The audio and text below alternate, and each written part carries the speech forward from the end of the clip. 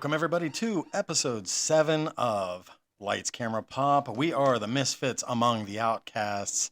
I am one half of the dynamic duo. I'm Rich. Mike, How's it going, everybody? Mike, how you doing, buddy? not bad. How are you doing, man? Fantastic. Let me tell you, it has been a week, and we're actually recording a little early, but later, so to speak. Yeah, it's an oddball for us. You took a little trip. How'd that go? Pretty good. I went out to Gettysburg, took a family member out to see his brother, and I did a bit of a comic book whirlwind while I was out there. Had a good time. Went to four shops. We'll talk about them some other time, but I just want to give one big shout out to one shop in particular. I want to give a shout out to Kirby Comics out there. Phenomenal shop. It's a straight up comic book shop. No cards, no games, no nothing. Just comic books, comic books, comic book. And the owner of the place, Matt, was a phenomenal dude, and he's a listener. And all right, Matt, whenever we get back to our original programming, we'll have a good deep dive on your I was gonna say we'll have on to your do a shop. deep dive. That's awesome though. I mean, I'm glad you had a good time. The weather was good, I'm sure, because it seems like anymore it has been raining nonstop, and it's been We kind of we did driving me have a crazy. bit of a monsoon at one point in time, but it wasn't too bad. That's pretty good. That's not too bad. That's not terrible at all. Yeah, How about you? How was your week? it was good. It was good. Um, work was good. It was actually being a couple days after the 4th of July, after a holiday. You would think that it would be a little bit more crazy in the soda industry. But actually, there was so much backstock left behind that it kind of made it a little easier to work. And there wasn't big orders that went in. So it's like, okay, this is cool. It works.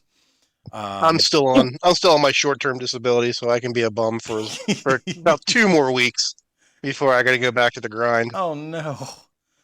Yeah, I'm not looking forward to that, but it Yeah, is what it is. Bills need paid, comic books need bought. that's fair.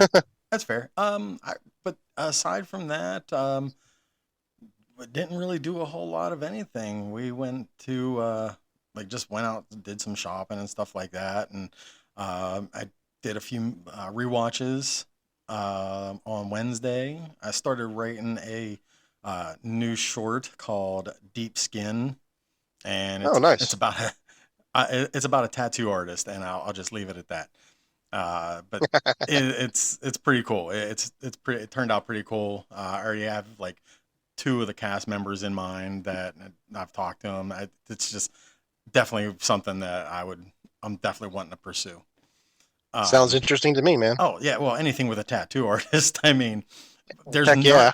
well, and I thought about it. There's really not a whole lot of like films out there that's a horror film that is based around a tattoo artist. I mean, there's like maybe five, could be Yeah, more, I, but from what I've seen, yeah, there's really not a whole lot. And I'm like, this could be interesting. yeah, I honestly can't really, nothing's popping in my head right now about it. The Yeah. Illustrated Man by Ray Bradbury. See, there you There we go. go. There you go. There we So, go. well, okay. So I do want to And did you say see Blackout, I the have series? I have not. So she's a top spy that comes out of a coma, whatever, and she's no memory, and she's kind of a born, so she knows all of her skills, but she's got tattoos all over her body. Oh, And that's she gets wild. with Oh, the government, and they got a techie, and they got a specialist, and a this, and a sociologist, and they go, "We're going to decipher your tattoos," and they find each tattoo is an episode and a clue. It's great. I that's think actually it's sounds Blackout. really That interesting. really does. Like, Really okay, cool so I'm show. to writing Yeah. hell that with down. my idea. I'm gonna go like watch this. Um, okay, so I do want to say like this has been an episode like I've been looking forward to. I've got to talk to some really awesome people in the time that I've been podcasting.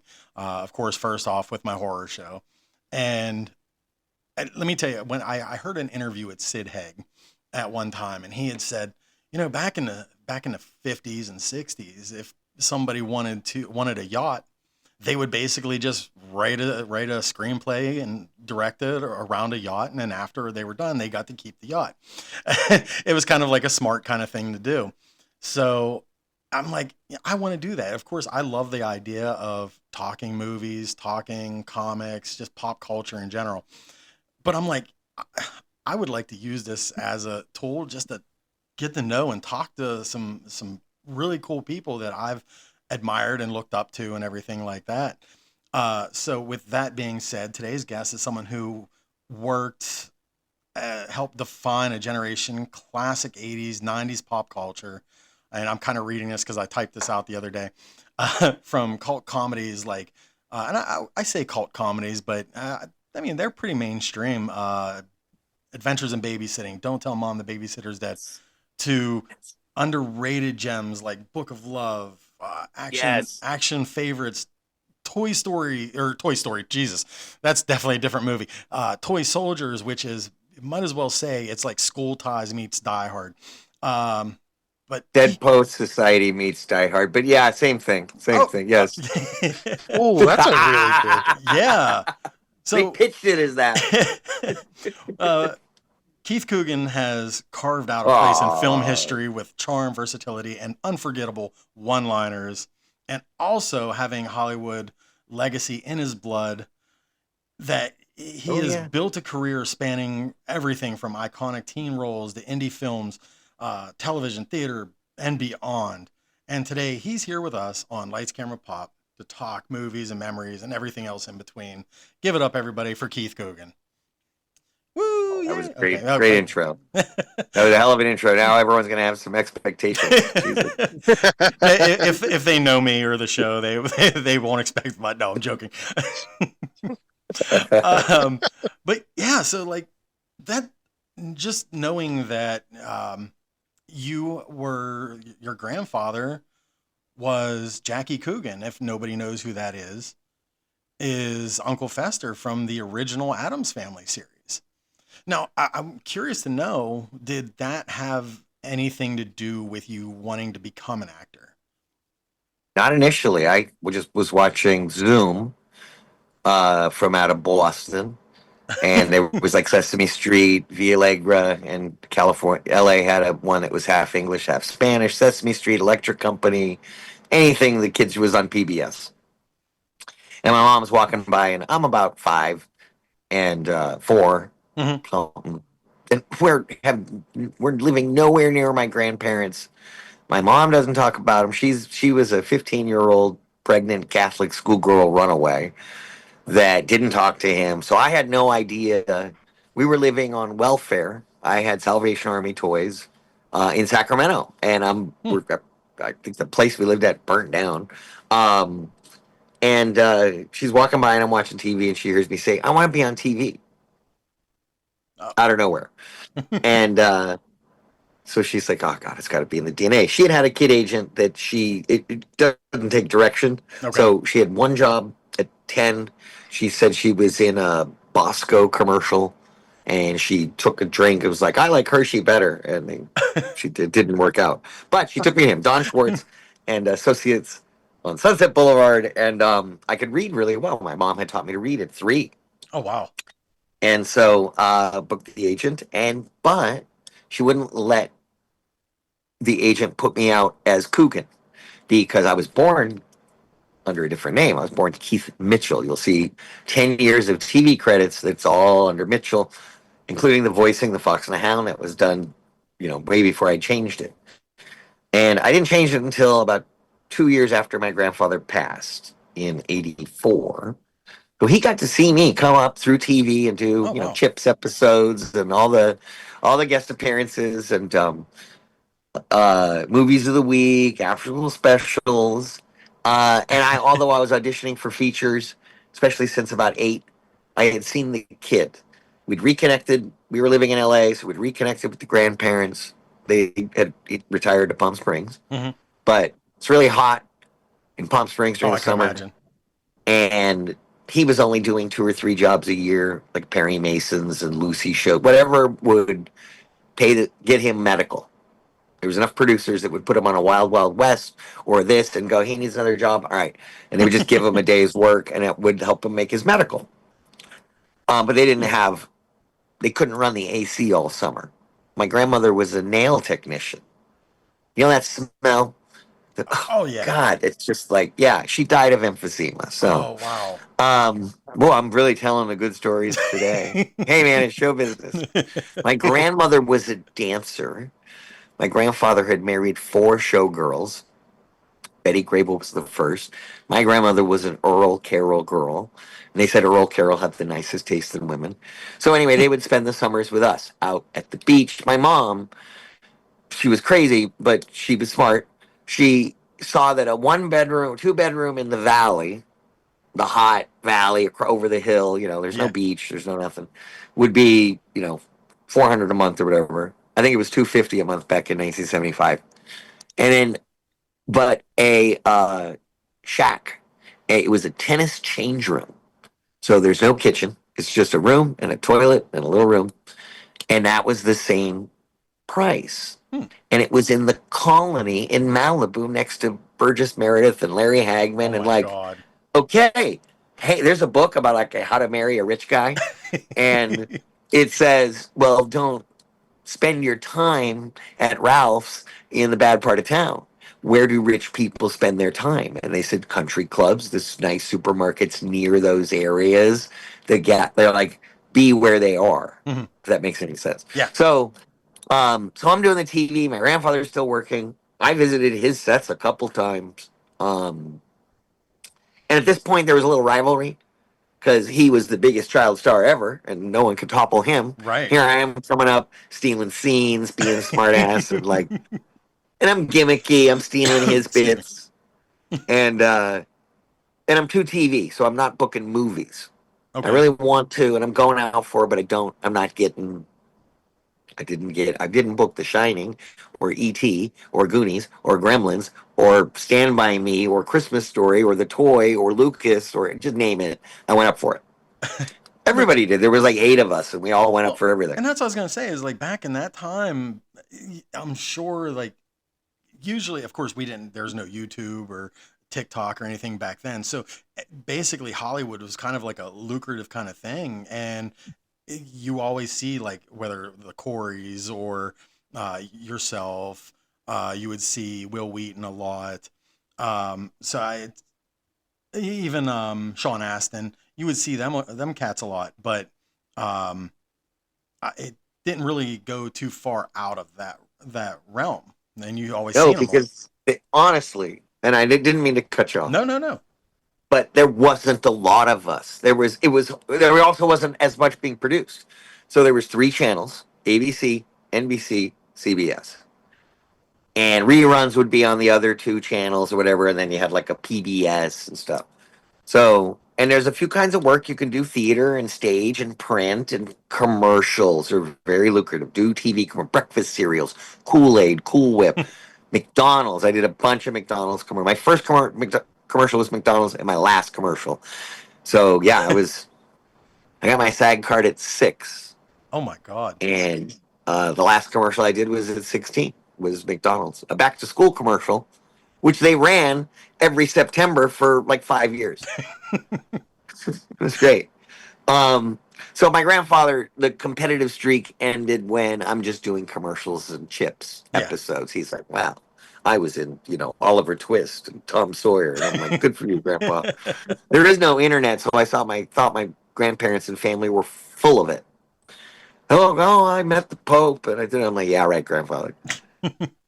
Most kids went to see Babe Ruth. Babe Ruth came to see me. Uh-huh, sure. Hold on, let me talk to him real quick. Sorry, Jack. Yeah. I really didn't believe you because everyone else in the family was full of shit. So when the internet came on and I looked up all the news, because he said, he had this quote in an interview. He said that he got the flu and it pushed the president off the front page of the New York Times. There was some big like international crisis going on, and they're like, Jackie Coogan in the hospital. Oh my And I'm God. like, right. And then I found the articles. When the internet came on and started to open up, and you could get to archives and stuff, I was like, oh my God. Everything was true. And it was bigger than I'd even imagined. Hmm. Pretty amazing. So Yeah. there was this like pressure. There wasn't a pressure. It was, um, my mother didn't want me to do that because she knew that the nepo baby thing would be an issue, could be, Sure. was always has been. Particularly, it's sensitive now, and people are talking about it. Oh, for Uh, 100%. so back then, there was less projects being made. There's just less pool of kids to pull from. We didn't in the 70s when I started working. This is pre Breakfast Club, pre 16 Candles, pre Pretty in Pink. And so there wasn't a teenage audience for film. Right. Does that make sense? Yes. And television, it was like, you get Saturday morning cartoons, and that's it for the kids. So Maybe Alf basically, comes like along, and yeah, the John Hughes thing really didn't kick in yet, so there wasn't a whole bunch of teenage no, and angst the type of roles mostly movies. reflected that. The roles were very perfunctory. Jump on your mark, shout, you're a prop. The parents happen to have kids. You don't have a character, you're just a kid. And all of the characters ended in an E sound. Bobby, Billy, whatever. Once it was Steve, and I was like, cool, and they're going, no, it's Stevie. I was like, God damn. Timmy, Jeffrey, Timothy. Really funny. So yeah, I changed it in '86. I wanted to make a transition from TV. Casting directors were like, "Oh, you're too TV." Right. Little adolescence there, little puberty, and yeah, I went through puberty over the course of like 19 years. I don't know if I ever grew up, and changed to Coogan. And at that time, had done Silver Spoons, maybe Growing Pains, just the 10 of us, and they hadn't aired yet, and they were going to bill me as Keith Mitchell, Okay. and we contacted them and said, "Could we change it to Coogan?" And then from then on, and I booked Adventures of Babysitting right that year. So, I mean, because up until then, you were on, I want to say, was it Little House? Yep, Okay. Yeah. You were, and the Waltons. and the Waltons. Okay. So you were on there with John Boy, and yeah, you were, okay. No, John Boy was off the show. Oh, okay. I did a couple episodes with Michael Learned, and then she was off the show. And it was me and Martha Nix, who played Serena, and Jeffrey Burton, and Aunt Rose, Peggy Ray, the legendary Peggy Ray from like Dukes of Hazzard Yeah. and like Clint Eastwood movies. She was the aunt who came in and took all of the mom scripts, and they gave me all of the Will Gear scripts. He had just died, and they're like, "We got to give something," and they rewrote stories. So it was it was the second to last season. It was the eighth season. The youngest Walton, Cammy Cotler, was turning 18. So Elizabeth, hi babe. So they needed, a cousin Oliver. I love how you just compared him to And I'm cousin friends with Oliver. Robbie Riss. I'm like, thank you, because because of Brady Bunch, a lot of shows got that idea, and I mean, I got some good work out of that. Oh my Robbie god. does have this thing though. He goes, everyone has that guy, and I go, what do you mean? He goes, every actor has a guy, another actor that when you see them walk into the room, you go, oh shit. And it's a big circle. We're all like, you were the guy, you were my guy. So from the age of 4, you were just like, I want to be an actor, and Yeah. Oh, I want to be on TV. you want to be on I TV. never Okay. said I wanted to be an actor. Gotcha. Well, I mean, how did it lead from being on TV and then going to a voice? Because you were the voice of Todd, young Todd. No, No? came along random. My career was hot enough. It was 78 when we started the voices, so it must have been I was 8. Um, and it came along like any other audition. But they said there's no it's voice only. And my grandfather said, "Oh, they're taking away two of your biggest tools, your eyes and your body." And I went, "Oh, that's it." He goes, "Put 100% into the voice." So that was a good note. I booked it. We recorded it every 6 months. We'd go in, do a scene, come back. They'd animate. We'd go back in. They wanted the Fox and the Hound to age up a little bit in the first half. Makes And sense. then it came out in '81. I was 11 when it was released. And it just celebrated a anniversary. 44 years of just breaking everybody's hearts. I've always liked that movie, and it was like, of course, the when I was younger, the names that always really stood out to me at the time was Feldman, Corey Feldman, Yeah, and Kurt Russell. absolutely. Yeah, Oh, and of course Mickey Rooney for me. I was aware who damn hell who yeah. Mickey Rooney was. Oh yeah, yeah. I actually, it's bad. I forgot. I for a while there, I was a big Disney enthusiast, and I'm just kind of mad Oh, that Kurt Russell all the way. Oh yeah, and I'm kind of They upset. said that was a rumor that Kurt Russell was doing Escape from New York, and that he wore the Snake Plissken jacket to record dialogue for Fox and the Hound. And I looked at the timeline and I went, well, if you look at other reports about him, he likes to use his own clothes as wardrobe. So Snake Plissken's jacket was his jacket, and he did wear it to the recording. Ta-da! That makes a lot of sense too. That's so freaking And cool. then the producer uh, of Halloween, Deborah Hill, who was partnered with John Carpenter, produced Adventures of Babysitting. And you know what? And I was gonna lead up into that too. So like I just did a rewatch, and that's what I was gonna say at the beginning. I did a rewatch of not Adventures. Wait, was Deborah Hill in? Was she the producer for Adventures? Halloween Yeah. and Well, yeah. Adventures. Gotcha. She partnered with Linda Opes. In Okay. Halloween, she's the hand at the beginning that you see through the eye hole stabbing. Yes. That's her hand. Okay. They're like, it's a long single take. She's like, I'll do the hand.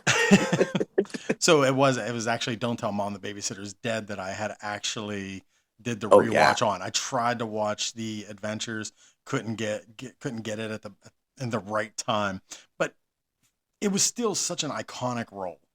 And the movie is so iconic. What was it like for you as a young actor on the set of that with Anthony Rapp, Elizabeth Shue, Oh, and even a surrounded young by performers, all just, I was not intimidated because we all had our little niche. yeah. We're all going to fill in, little crevices of the toast. It's a stupid metaphor. English muffin. Um, I'm buttery. I like to soak in there. So, I felt that Anthony was asked to do you're a gearhead and a sex fiend. I was asked to do the guy that doesn't get the girl. Um, Maya Bruton was asked to be an annoying little brat, and she's good at that. Love you, Maya. And Lisa was, the one that was supposed to have all this responsibility, and Yeah. and she did.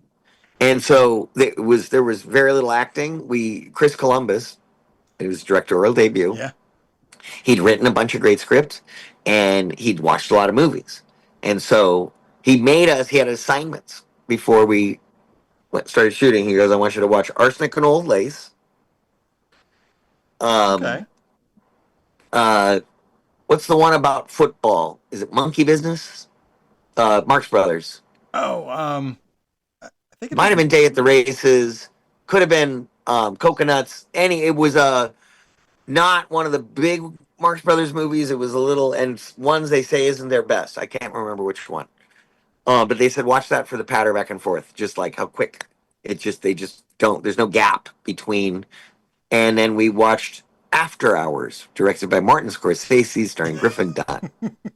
He goes, similar script. It all takes place in one night. Wear the same clothes the whole time. It's episodic. You go from spot to spot to spot, never returning to another spot, and you wind up back at the beginning. And we're like, okay. That's kind of genius. That's absolutely genius and brilliant. He's like, I'm going to be moving the camera. He's like, I'm not going to be Phil Joanna-ing it, but he's going to be doing some. We did one. He called it the Spielberg shot. Mhm. And it's like Sarah's in trouble and the cape, and we're out in front of the building, and he goes, I'm going to do a little dolly thing and dolly zoom. I'm going to put right in on you, and you'll be like, it was so cold that night. So I'm like blue in the cheeks. And but I got my Spielberg shot. So it was great. So Chris could communicate to us in movie terms. It's like this shot from this or this moment from that. And we go, okay, got it. And Columbus almost seemed like he had, just judging by a lot of his later films, he knew how to write teenagers very well. He's Yeah, I mean, I think because he's got a sophomoric type of humor, a little dark, as exhibited in the Phoebe Cates, Dad Santa speech in Oh Gremlins, yeah, which studio wanted to cut out, and Joe Dante's like, nah, that's dark little that heart of would the movie. not have been the same movie There without that. there's always Chris Columbus has a weird, and he had visions for things. David Simpkins confessed that David Simpkins didn't write a lawn jockey gets hit by John Pruitt's truck. Yeah. He goes, Chris put that in there, and then he put it in Home Alone, um, like a running gag. Uh, they had set it to Chicago, and Chris had asked David Simpkins to re-rub the script, make it Chicago. David Simpson's like, what does that mean? He's like, I don't know, a blues scene and this and something over the river. I don't know. The expressway. So the script morphed during rehearsal. When we got the script, the third act was a toy chest of Sarah's that looked like a plutonium chest from the bad guys, and then the final chase was over a bridge over the Chicago River. And someone goes, "Did you see Annie?" By John Hughes. No, okay. It ends on a bridge Oh. over the. Oh, okay. So they rewrote the ending, um, and changed it to the Playboy, which was great. Well, and that kind of takes me to what I was going to say. Did you have any moments from the filming that was especially more chaotic than the others? Well, they're all controlled chaos. We're really walking on I-beams, 40 feet above the ground. They had just brought scissor lifts of like cardboard boxes and pads, so it's like a 9 foot drop if you fall, but no cables, no safety thingies. They're like, you're gonna climb up there. We're like, huh? We always have a safety meeting for every setup. It was all these kind of set pieces. We did spend a lot of time in cars, being dragged around by a shop maker and station wagons and Cadillacs and tow trucks. And oh my God. Yeah, we spent about a good 2 weeks solid just shooting vehicle stuff. Um, First night, we knocked a $250,000 Panavision Platinum camera off its mount on the Oh, tow truck. We were shooting where he comes down the street and gets in a fight with the guy that's cheating on his yeah. wife. And that was all shot in like 3 hours. I mean, it was sweet. We're moving. We're shooting 9.5 pages a day when we could. And Holy crap. yeah, anywhere from 4 to 9 pages a day. And sometimes it's pieces because there's a lot of cross cutting back and forth. Right. Um, the parents, you forget about the parents' party at one point. You go, oh, that's right. Yeah, because it really did. That movie had such a mix of action, comedy, and it really felt like a kid's version of like an urban adventure. My Right. favorite The part, poster logo stole the gradient from Indiana Jones poster. You That could had yellow to brown kind of, yes, Adventures of yep, Babysitting. They're like, yeah, we're ripping that off a little bit, but we want, the connotation that it's kind of a kid's version of, the big treasure hunt in the city. That everyone gets what they wants that night. the best line of that whole movie, though.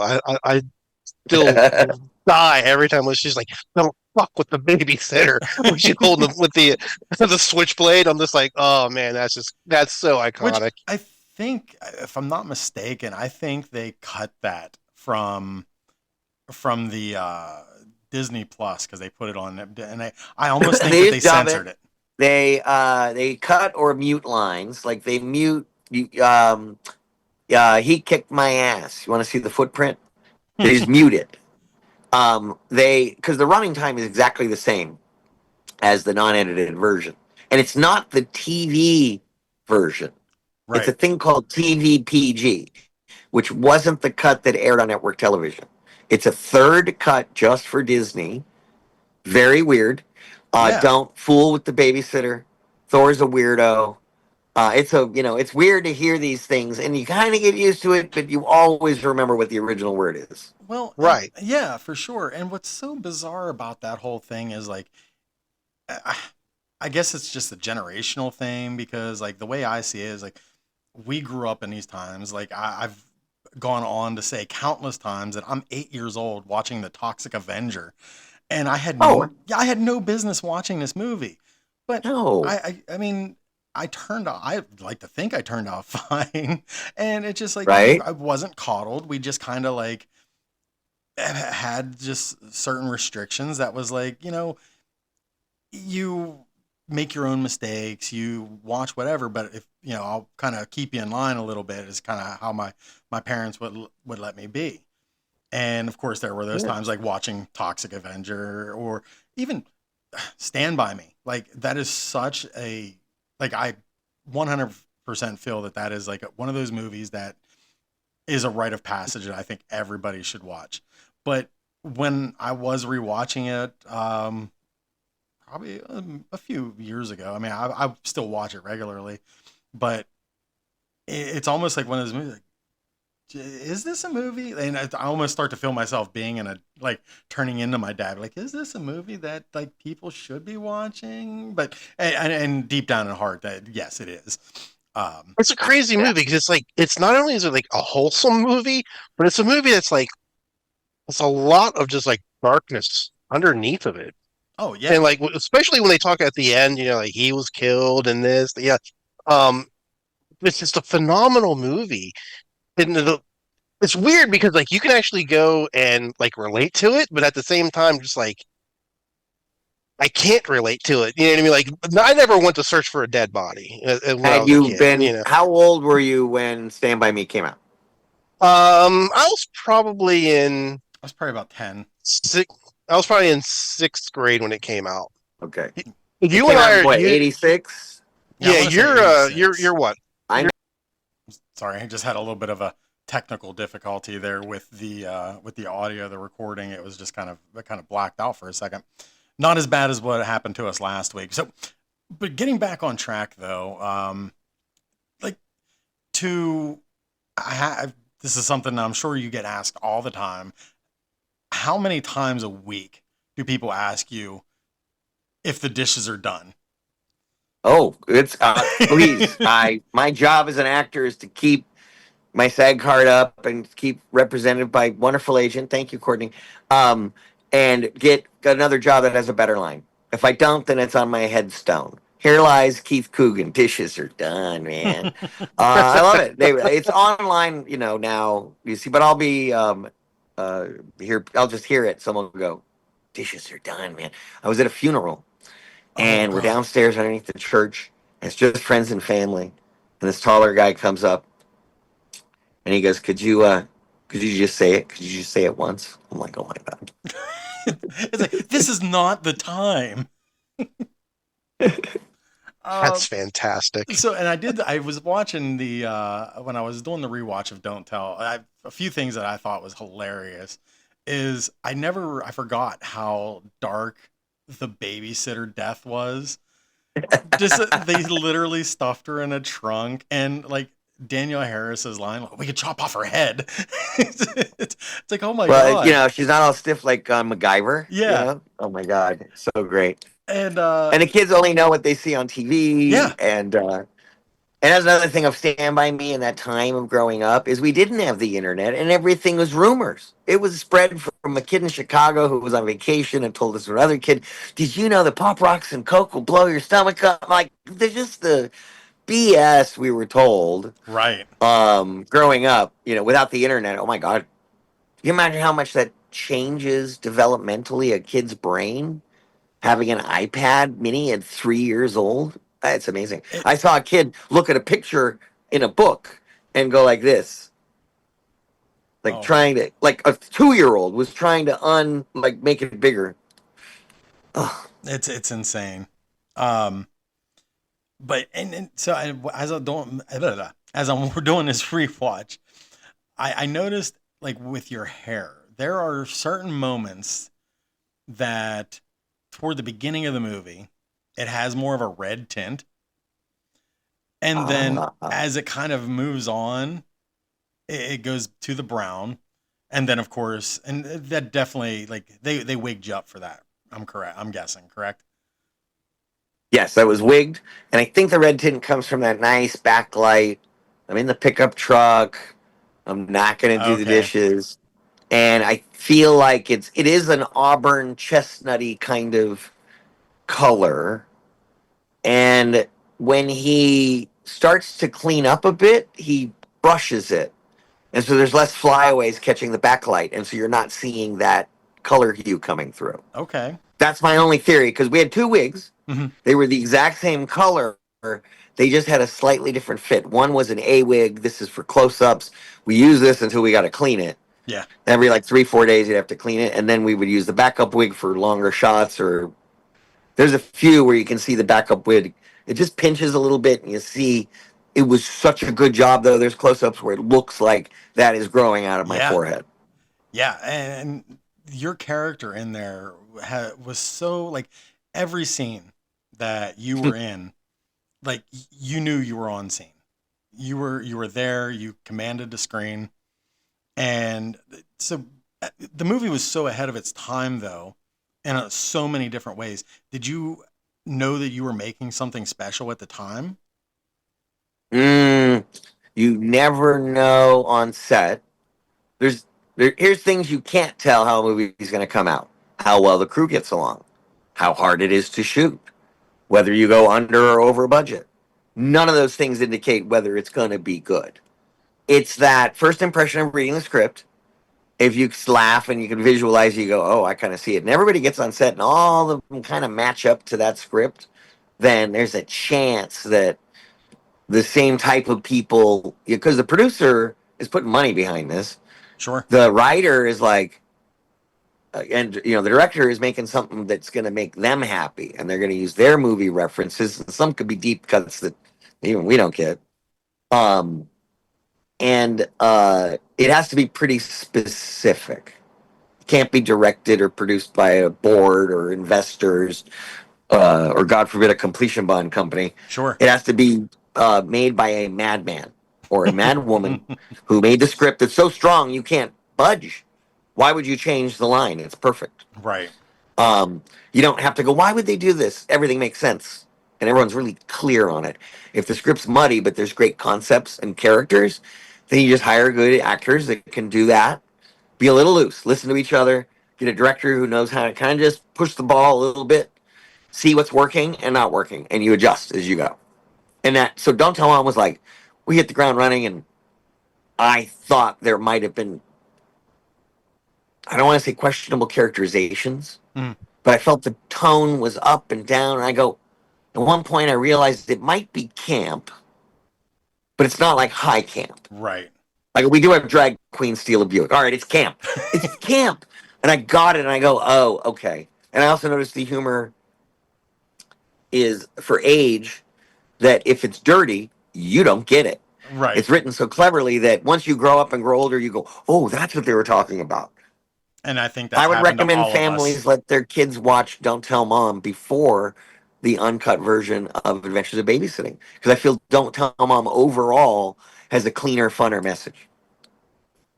Yeah, I definitely agree I with that. agree with that. Yeah, I can see that. I 100% agree with that. Have you seen the remake? I have not. It's on Pluto TV, and it's free. Go watch Don't Tell Mom the Babysitter's Dead. And I did know that there was a remake, and it was funny because when I was talking to some people and they were younger, and I was like, I got a really cool guest coming on, and I'm not going to tell you who it is. He's like, give me a hint, give me a hint. It's a movie. It's a movie called, I'll give you one hint, Adventures in Babysitting. And he was like, oh my God, you got Sabrina Carpenter? I completely forgot that the Disney Channel remade Adventures in Babysitting with Sabrina Carpenter.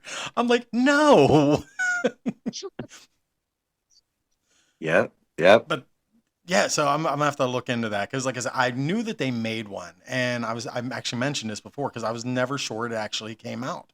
I remember seeing a trailer for it, and it just kind of went away.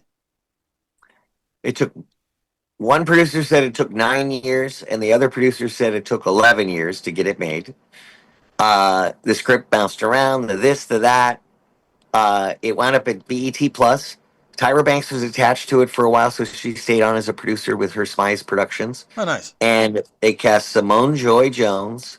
She is a great swell. She's Tanya throughout the movie, but at the end, the mom goes, LaTanya, Sue Ellen Crandall. Uh, Um, it is a black family now, and it was written by Chuck Hayward, who wrote Dear White People, WandaVision, and the last season of Ted Lasso.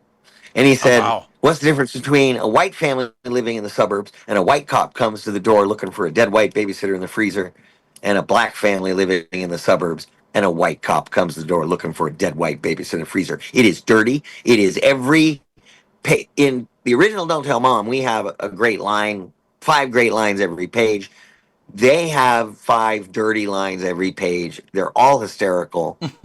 I can't quote it. It's too dirty. It's funny as hell. I've never seen more loving tribute. We did theatrical for 2 weeks. They did 1,000 theaters. They didn't promote it. Wow. The entire campaign was Tyra Banks on Twitter going, That's insane. Like, That's that means crazy. Don't Tell Mom. Oh my God. So 3 cameos from the original cast members, Danielle Harris, Joanna Cassidy, and me. We shot it at the same house. Oh, that's cool. Oh, that's awesome. Watch it. I made it behind the scenes. I got to shoot the behind the scenes. I asked the producers on my first day, and it's the making. Just type in "making of Don't Tell Mom the Babysitter's Dead." It's 6 minutes long, and you can see how much fun we've had. I've never seen a movie more lovingly tribute the original than this. There's a point where they go, "What do we do with the body?" And she goes, "Should we, take her to the morgue and drop her off?" And they go, "There's cameras everywhere. This isn't 1991." At one point, the kids are watching TV, and the sister comes in to yell at them, and they pause the TV, and it's Joanna Cassidy at the podium of the fashion show from the original movie. So Don't Tell Mom the Babysitter's Dead exists within the universe of the new Don't Tell Mom the Babysitter's Dead. See, you're really selling me on. Like, I'm Oh, it's seriously good. gonna Go and watch watch this. it. Stay, hang in there for the end credit scene and everything like that. Everything, beat for beat, it's the same movie. They swap a few things. Instead of Clown Dog, it's driving for Uber. It's still a fashion thing. It's still GAW. It's great. You'll love it. You'll love it. Well, it's not GAW. So, They changed the name of it, but you'll love it. Oh, Nicole Richie is Rose. oh, okay. I'm right on top of that, Rose. We do quote after quote, and they're smart because they'll lift a quote from a character, give it to another character so out of context that 10 seconds go by and you go, wait a second, that was a quote from the original movie. But it's just it's so good. And Absolutely give it a shot. I'm definitely going to do that because I've even said before that like I'm all for like remakes. That I have no problems with them. So I'm definitely going to give this a chance. My daughter's watching Spaceballs behind me right now. So as soon as we're done watching that, guess what we're going to be watching? See, I thought that. Wait, now, or was it 5 seconds ago now? When does now happen? Wait, then? that's me on the screen. I can see me on the monitor right now. What, now? We ain't found shit. What do you feel about Spaceballs 2, considering how shitty History of the World Part 2 was? I'm still all for it. I can't wait I'm all for it, to be for dead it, honest with but- you. I'm all for it. I'm so in on this boat, it's not even funny. I am- I've been rowing it since 1981, so I can't wait for it. I will agree with you. I am seriously bummed out that History of the World Part 2 was not as good There was as no what the care. original was. There was no love. There No. was no risk taking. Risk taking the original at the time when the movie came out, and oh my god, no one's like Mel Brooks. No, who was the one that did the? Oh, Blake Edwards is close, but Okay. he's more of a like he's a serious filmmaker that you go, this is actually some pretty funny stuff. Yeah. Mel Brooks, you go, all right, he's just trying to be funny, he's trying to be, and then you really laugh at something, you go, all right, he got me. Yeah, we talked about that on the show a couple weeks ago. Is because what I loved about the idea of Spaceballs 2 is when they dropped the trailer for it, the teaser, it made me feel like it was back in the old days when you didn't know a movie was coming out until the They did that with trailer Naked dropped. Gun, the updated Yeah. Naked Gun. Yeah. I'm There's looking been forward to so that many one fake- too. fake trailers and AI trailers. When it dropped, I went, "Oh, it's fake," and I was actually trying to guess which of the crowd shots, and they had like, shots of like riots, and I go, "Where are they? What movies are they lifting these from?" Yeah. And then I got to Liam Neeson, and I go, "Is that CGI? Is that?" And I go, "Oh my god, this is real." And I would never been more excited about a remake And Same that here. or a reboot. Reboot. a reboot. A Yeah. buddy of mine came up to me at work. And he's like, "You are Wait, not going to believe no, what it's I a just saw." sequel. It's a sequel. He's the son of him. He is a son of. But Yeah. that could still be a reboot, like Ray and Palpatine. You're right. You're right. It could be a reboot. Yeah. Wait, what did you say? Sorry, I cut you off. ADD. Oh, no, I was at work, and my one buddy comes running over to me. He's like, "You are not going to believe what they're coming out with." And he's like, comes up on the phone. He's like, "Watch." I'm like, "Oh my god!" I was like, "I am so excited for this." There's a new poster where he's posing in front of the Hollywood sign sideways, and I go, "It's going to be a dick joke." And he's blocking. It says the H, and he's blocking the Ollie, and then out from where it should come is just a big wood. It's genius. Like the And that's idea. why, like, Stand By Me and even Goonies, even E.T., a lot of that is kids ribbing other kids. Yeah. Right. And poopy jokes is if we all laugh at poopy jokes. And that's what Stand By Me, the Barfarama. It's That. horrifying. I can't even watch it because it kind of triggers that. Oh, my God. I think for the longest time, I remember when I did have my son watch it. He would always do the whole boom baba boom baba. Boom, baba. That cracked me up that he would just do that. So Yeah, no, things have changed so much. Like, Stand By Me is one of the last times I can remember them making fun of the heavy kid like that. I did Chips episodes, Brat Patrol and Return of the Brat Patrol, and a bunch of like 5 stereotype kind of the troubled kid, the girl that hits on Punch, yeah. and one of them was the heavy kid, and I called him Gordo in the episodes, and I'm cruel to him, and I'm like, I'm kind of a dick character, but I'm like, the writers let this on. Kids watch Chips and stuff. We're better now. I think we're better now. If it's brought up within the universe of the movie, they call it out. Yeah. And I go, that's not right. So within the same year of Don't Tell Mom, Yes. Toy Soldiers came out. Yes. And I did a rewatch it, and that movie still holds up to this day. And I Yeah. talked about this the other day. The only thing that I felt a little camp now was the score. The score felt a little dated. The militaristic drum snare, Well, the horn Yeah. soaring over the Blackhawks and Apaches. That's What else could it be? Don't you diss the Irish Philharmonic Orchestra? They did a fantastic job, and they were cheap. yeah, no, it was good. It's at some points though it did. It made me feel like I said this before. It almost made me feel like I was watching. The theme is fantastic. It's But God. it's No, such- what I like about Toy Soldiers is it builds and builds and builds, and then the last 15 minutes are just nonstop, and they fulfill that promise of, Die Hard in a boys' school. Yeah. And they had done Die Hard on a train, Die Hard on a boat with Under Siege, Mm-hmm. and Con Air, Die Hard on a plane. It is a movie. It was time. Yeah. It was time. And we call it like mini taps, taps. What else would we say we stole from? Was there another one where the kids kind of rebel against? Mostly taps was our only frame of reference because it was like a military prep school and everything. And Lou Gossett was like, that's Lou Gossett. Yeah. Is he any different than he was in Iron Eagle? Nope. Is he any different than he was in Officer and a Gentleman? Nope. He's an absolute consummate professional. Yes. We called him. He's like, I'm a paycheck actor. He goes, they give me a paycheck, I show up, and yet he never would not give 100%, whether it was Iron Eagle 3 or Toy Soldiers. It's funny because like, even though you're the one saying it, I can still hear Louis Gossett saying it in his voice, even though I know that you're saying it, but I still hear his voice. He would get dropped at the set, and there would be a walk from like our little base camp down to. We had taken over the school gym and created the boys' dorm room and the headmaster's office, and another couple of little interior spaces within the gym. And we were like, we'd hang out there, and his car would pull up, and out. He's a big guy. Yeah. He felt like he had to have a duster because the Teamsters there all were from Texas or Arizona, and they had Stetsons and these long leather dusters. They just looked badass. Some of the terrorists started. We're all friends with the terrorists. Some of the terrorists started getting the dusters and walking around, Charlottesville, Virginia, trying to be tough.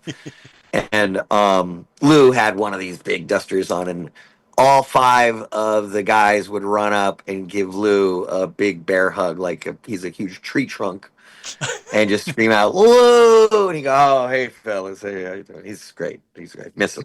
So, like, you worked with the whole cast of Will Wheaton, Sean Astin, and I'm sure that had to have been a blast with you guys. Like, were there the camaraderie, the friendship that was on screen that you guys had, was that same off screen as well?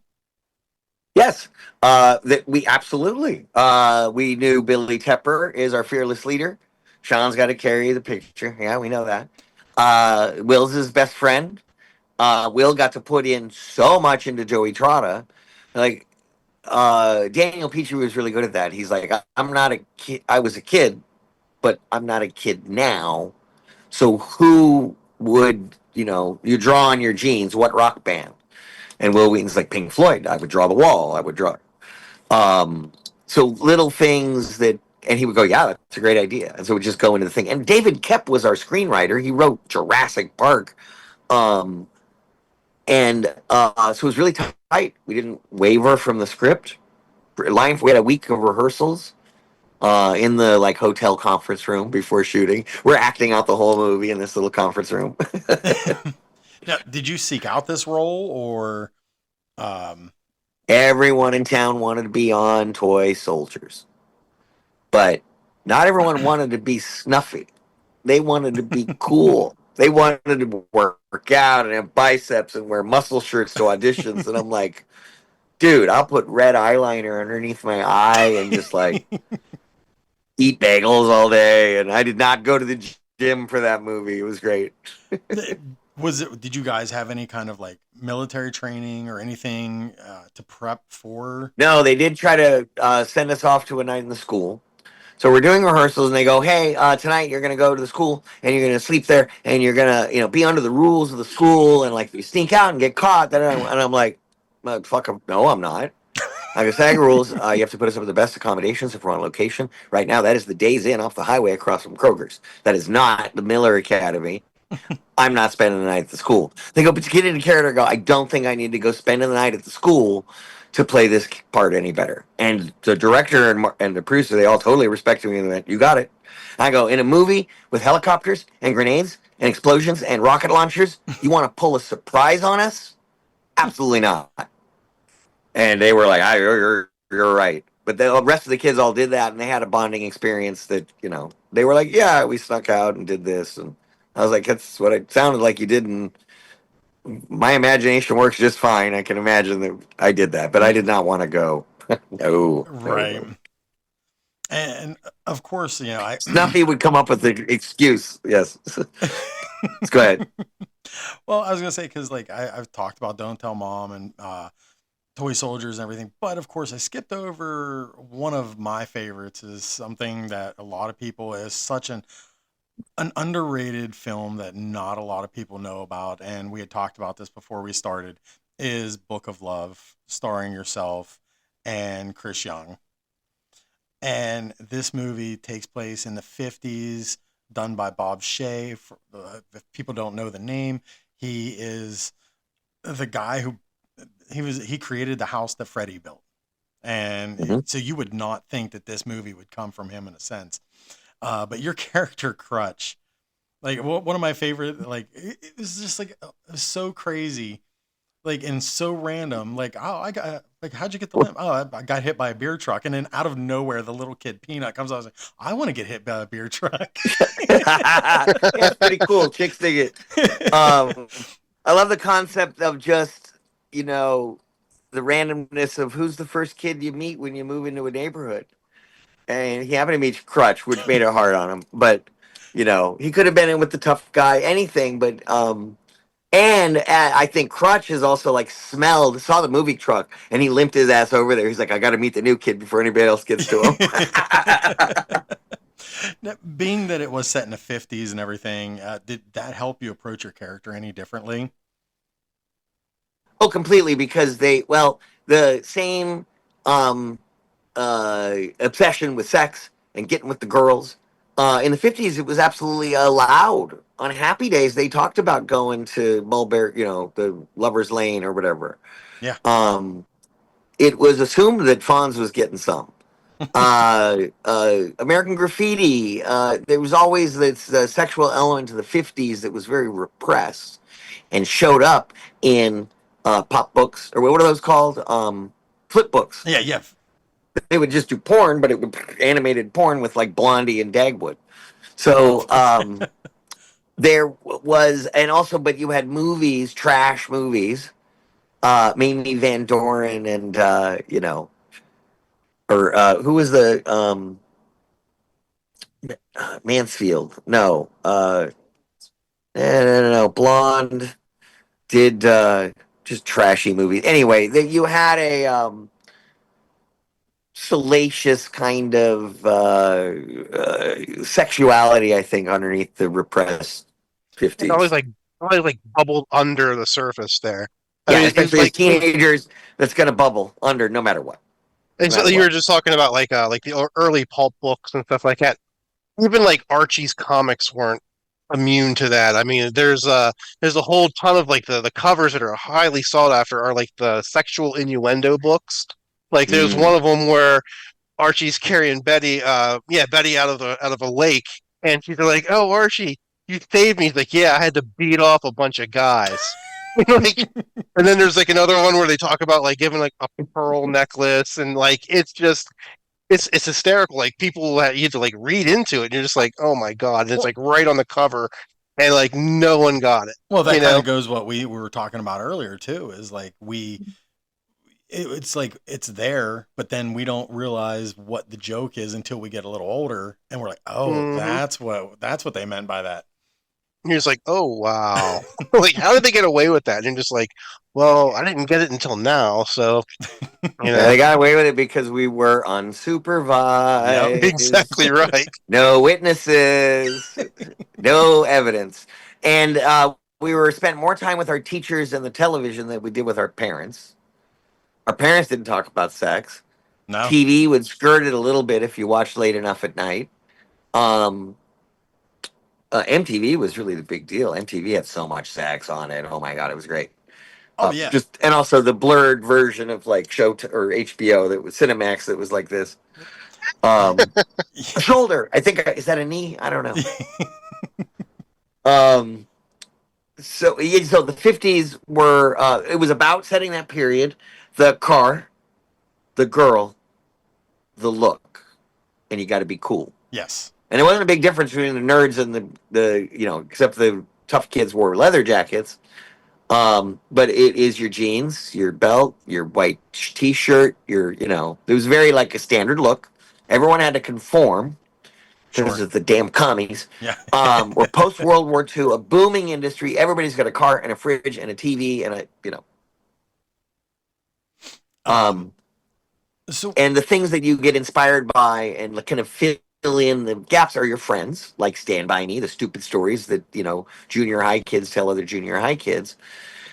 And by the 50s, though, one of the things I love about it is there's a scene with Arquette where he is the school guide principal, and he's like, "What are you going to do? You got to have some direction." And we don't know. And then later Chris has a scene with Trisha Lee Fisher, and he's like, "I don't know what I do if I, what I make now, the decision I have to make. That's it. You're locked into that. And that's what you're going to do for the rest of your life. And that's the same fear of every coming of age movie, every college movie, the choice. Do I Yes. follow the girl? Do I go to the school? Do I whatever that is? That's a pretty universal. Um, Agreed. it's true. It's biographical of Bill Coswinkle. He is both the younger brother and the older brother. They folded the book so that it didn't take as long to tell the story. So simultaneously, they're telling the young Jack story, and they have somebody for him to talk to. So in the book, he's an only kid. So what they do Sure. is they took the young Jack Twiller incidences and had them go along with the same older brother helping him. And I thought that was really sweet because I love Eric Keegan in that part.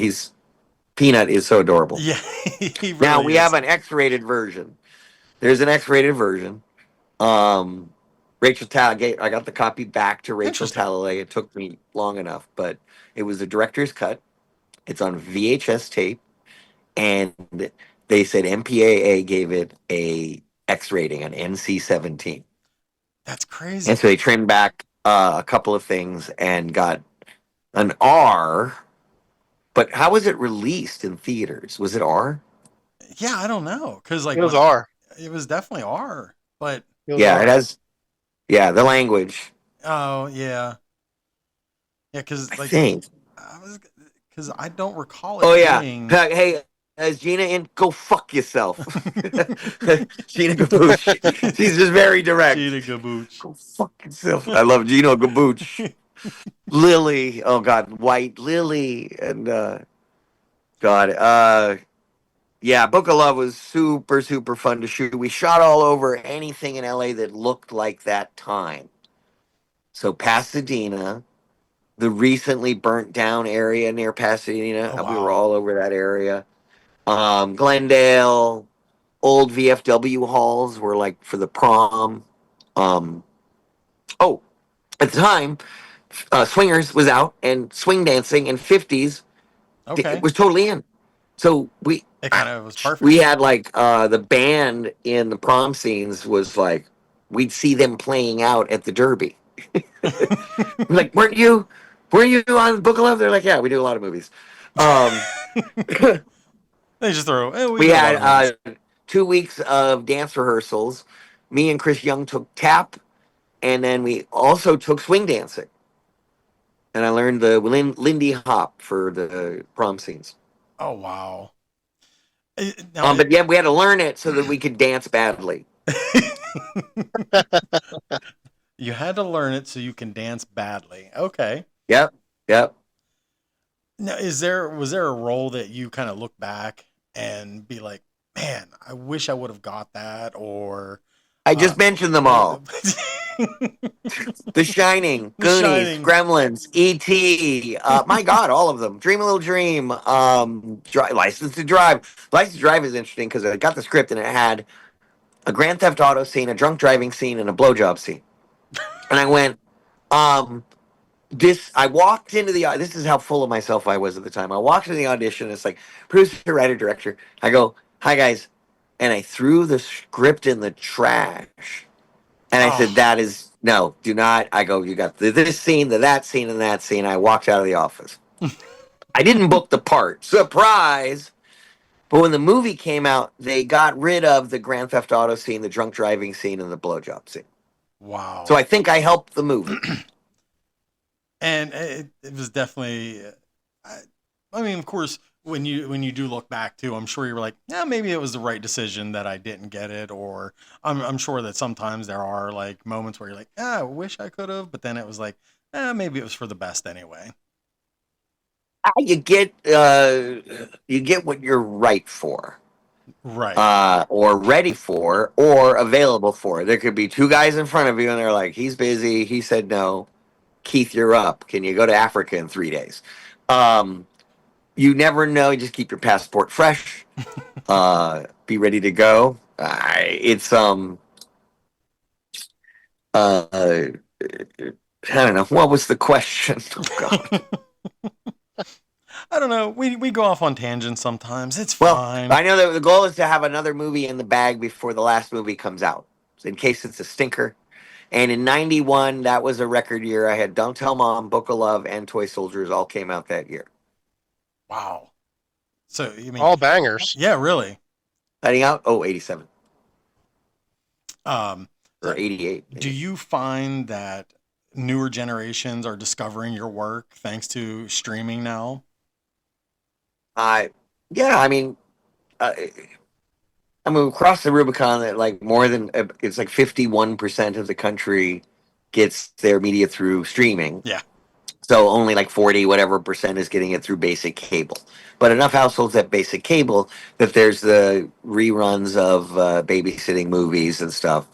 Uh, Also on free TV, that what is it called? Fast TV, where it's cable, but it's internet TV, but it's on regular TV on a cable. You just put it to the channel, it's just playing a movie. Okay. And it's just you just stay on there and it keeps, but it's not like a Showtime, or it's a weird thing called Fast, FAST. Okay. I think like Um, Pluto's almost like that too. yeah, or like if you get a Roku or what do we have? Yeah. One of those where there's like a built-in Samsung or whatever, and they've got a service where it's Like your just smart TV. TV. Well, Yeah, smart it's TVs exactly have the this smart built TV. in. Yeah. Actually, everyone's getting paid for that programming that's on there, and so it's on enough, and there's enough references where the dad finishes his taxes, and the kid hears taxes are done, man, and they're like, "What's that from?"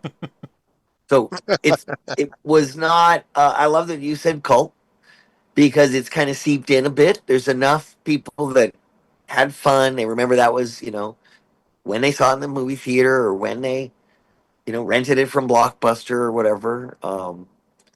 There was more of a time and place. You had to be there to see it back in the day. You had to be there Thursday night, 8 o'clock, to see this show. Yes. VCRs were $1,000 in 1980. Oh, it was crazy. That's like too much money now. $1 million. And because it was harder to, it was harder to get a movie made. Less movies were made. The script had to be really good. The script had to be tight. They're going to put the damn money into this movie. We were crawling out of a really big economic depression in the '70s, where the studios could not produce big stuff anymore. So Touchstone hit the magic button. They go, we're going to make movies for under 10 million, and we're going to make half a dozen a year, and they'll all be like stuff like Splash and Stakeout and Outrageous Fortune, Ruthless People, and Adventures in Babysitting, Can't Buy Me Love, Such a good our movie. Break Hotel, and their goal was, well, they'll all make their money back because we made them so cheaply, but some of them will make 100 million, and so Silver Screen Partners 3, that financed the Touchstone slate of films, was the single most successful film finance company in the history of Hollywood, with a 600% return on your money. Wow. Ow, And 600%? one of the people that sat on the board was George Bush Jr. Oh, wow. So we stayed under budget. We made Adventures in Babysitting for like 8 million. Don't Tell Mom, probably with inflation or whatever, like we made it for about 10. And they all hit in the 32 to $36 million range for box office.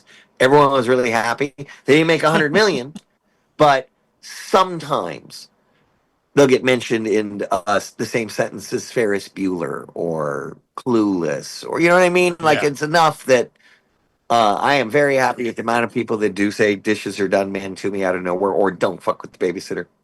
Um, and we love screening the movie. We just had a screening of Adventures of Babysitting at the Academy Museum in LA, and it was a teen council that picked a bunch of movies from '80s and '90s, and so they know, they aware. The kids are aware.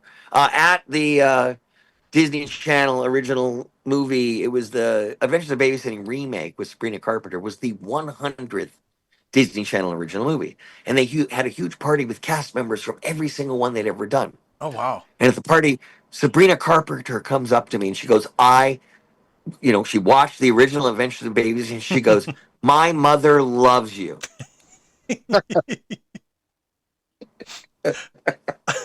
That's great. Great. That's great. That's I've always said, fantastic. like, as you say about screening these movies, I always say, because that Adventures and Don't Tell Mom. I always said that those two are the perfect double feature for a drive-in or just to have a movie night. The perfect two uh, double features to watch back to back. We're trying to get Mahonic Drive-In to do Hiding Out Toy Soldiers double feature. And Hiding Just Out was the saying. John Cryer movie too. Just saying, right? Yeah. We could do a oh God, what was it? Book of Love and Cousins out of nowhere. How strange. Yeah, I'm all down for Keith Coogan double feature. Rock. Look, it's hard enough to make in this business. It's hard enough to stay in this business. Keep, trying to work, getting work. The work is trying to get work. So it is so fun when people love it or celebrate it or quote it or, a theater Right. will run it. I like that they're running film prints. Part of the reason why I think people are watching these older movies is because they were shot on film. They were hard to make. Film is a limited resource. Yeah. You have to Oh handle yeah. it carefully. It's expensive to use, and you can't do a bunch of takes. After the third take, we're worried. And there's no monitor. Sure. There's no playback on set. You shoot the scene, the director goes, "Oh, that was great. Did we get it?" And the cameraman goes, "I don't know. We'll see you in dailies tomorrow." How did we make Goonies and Adventures of Babysitting and Star Wars and Raiders? How did they make these movies without monitors and playback and multiple cameras everywhere? Yeah. That is because it was the good scripts. Good scripts. Today, And they need 400 things a year. There's this million streaming channels. They go, "Is it typed well?" Greenlit, go. And then it airs and they go, "Oh, that's terrible. Cancel it." That's why we're only getting one season of these shows. yeah, and we get an overabundance of things that we just really can't. We Here's don't the need thing anymore. that's different. There was a feedback loop in network television in the old days. So they'd shoot a pilot and they'd make some adjustments and recasting, and then the series would start. And after they'd shoot 2, 3, 4 episodes, and they'd start airing them, and they'd hear from the audience, "Oh, we love them. We want to ship them. Oh, that actor's terrible. Oh, we love this side character." And all of a sudden, the starters start writing to what the audience is like and dislike, and it starts feeding back. They start to, "Oh, the actor really loves horseback riding. We'll write that in." And so all of a sudden, everyone's kind of really doing what they love. And today, Netflix needs all episodes done, completed before they air one of them, because they're Oh. going to drop them all in one day. Right. And so there's no chance for the audience to have any sort of feedback loop until we get to the end of the season. And then they wait 2 years before they make the second goddamn season. And then you have like the Disney Plus stuff where they're doing one season only, like when we were talking about before, like with Moon Knight and with Werewolf by Night and stuff like that. They'll just do like these limited runs. They'll take like a comic book set that they have and just do 5, 10 episodes on that, and then be done with it, and then move I on have to a theory something for that. else. I have a theory for that. Because there used to be a saying, like, how long should a movie be? As long as the story supports. Should be 90 minutes, should be 120 minutes. What's the difference between an 80s movie and today's streamer shows? The discipline of the damn writer. They used to be able to write a movie that had great characters, it had scope, it had thing, and it moved you and everything, and they could do it in 90 to 120 pages. Now Yeah. they need 10 hours. And you know what? The reason why those series only went one run is because they're limited run characters. They Right. only have stories for one arc, and it could have been a movie. Yeah. If they'd I done a agree. Moon Knight movie with Oscar Isaac, my God. But instead, with the series stretched out, you go, every time he's got the wrapper on his face, it ain't Oscar, it's his double. Right. Right.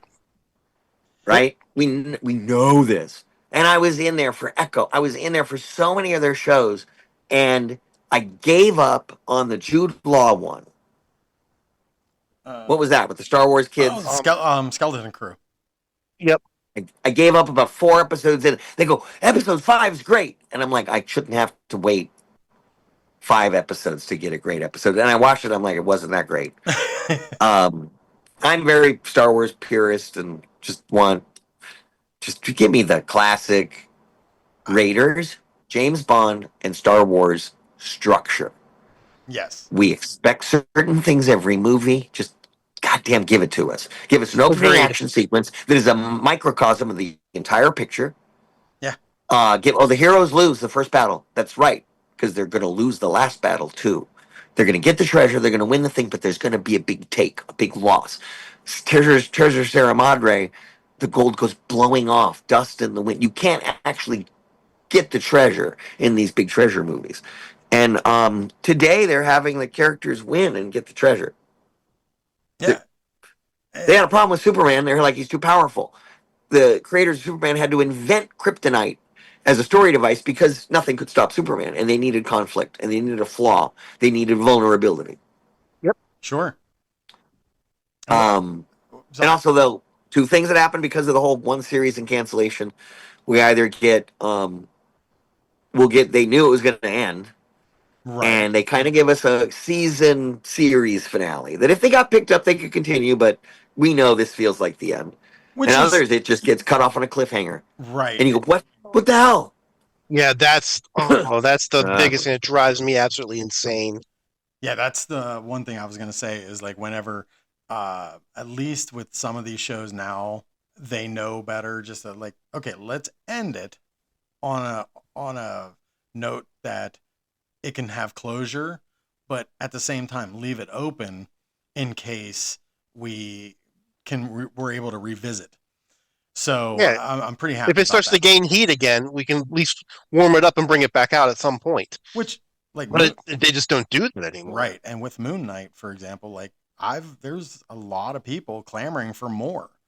And I'd like to see him at least do maybe a one shot, maybe do like a full length movie just to kind of, but writers back in the day, like, well, can he show up? Who else is in there? Is Night Nurse in that? Who is in that universe with him? Anyone? Is it shared? Mike? The Moon Knight characters came out of the Werewolf by Night. So you kind of like that crossover. But they didn't when they did the Disney thing, they didn't really go deep into his character or his story arc. They just kind of developed its own storyline for that series. So they kind of left a lot on the plate, on the table, but they never really did much with it. No. There's a lot there that can be done with it, but the original Time Bandits has the same moment that Moon Knight had. Here's this crazy thing in my bedroom, middle of the night, and one of them builds from that moment. We'll fill you in later. The little people fill you in later in Time Bandits, and we do. And then we're with Kevin, and then we want to stay with Sean Connery and all this stuff. Yeah. In Moon Knight, they kind of jumped the gun. Could have used some backstory. He's there scaring them, and I'm like, and they never really. I mean, we enjoyed the show. We watched the whole thing, but it just kind of ended. Yeah, it was like I don't want to say it. There was no ball spike. The ball just hit the ground. Yeah. I definitely agree. Well, it's like you could develop a cool character, and you're like, cool character. What's his story? Oh, it's a thing and revenge, and he's going to hit the thing. Well, when you do that, what's left of a character when they've completed their arc? Right. They join a team. Yeah. Yep. I also just wanted to add too something to what. Ooh, that's a good movie. All of the abandoned Disney Plus Marvel stuff. Yeah. Forms one show.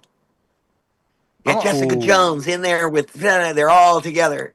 Well, they did say that Kristen Ritter's coming back in the next season of Daredevil as Jessica Jones. So I'm happy to see that those characters are starting to cross back over. Because I tell you what, a lot of the people, they hated the Iron Fist series, but I liked it. I enjoyed it a lot. And I didn't think that it deserved a lot of the hate that it got. But I'll be honest, I didn't watch it. Weren't there 4 shows all connected? Yes, and then they made one show called The Defenders. Yeah, right. They were building up to The Defenders. Yes, those 4 shows. What were the other 2? What were the other shows? It was Jessica Jones, Luke Cage, Iron Fist, and then the Daredevil. And Daredevil, right? Yes.